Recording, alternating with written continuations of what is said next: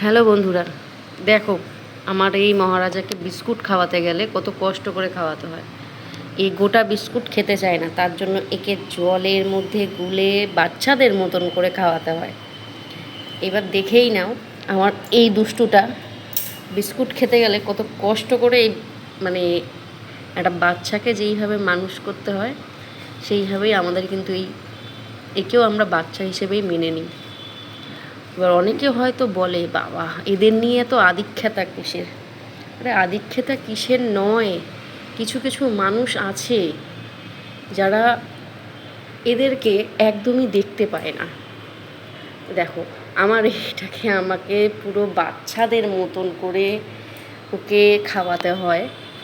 তো দেখো মুখ ঘুরিয়ে বসে রয়েছে, মুখ ঘুরিয়ে বসে রয়েছে।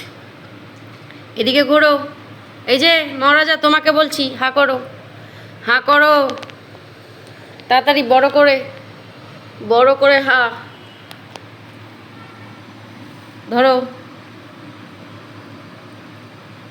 ও হচ্ছে আদুরে, মানে ওকে খাইয়ে দিতে হবে এইভাবে জাস্ট নিয়ে। দেখো ওকে সামনে দিলাম, ও নিজে নিজে খাবে না, ওকে হাঁ করে খাইয়ে দিতে হবে। হাঁ করো, এই দেখো হাঁ করে। এটা হচ্ছে আমার ছেলে, আর আমার ছেলের নাম হচ্ছে জিমি। এর জন্য একটা পাত্রী চাই, তোমরা যোগাযোগ করতে পারো আমার এই চ্যানেলে। সবাইকে ধন্যবাদ।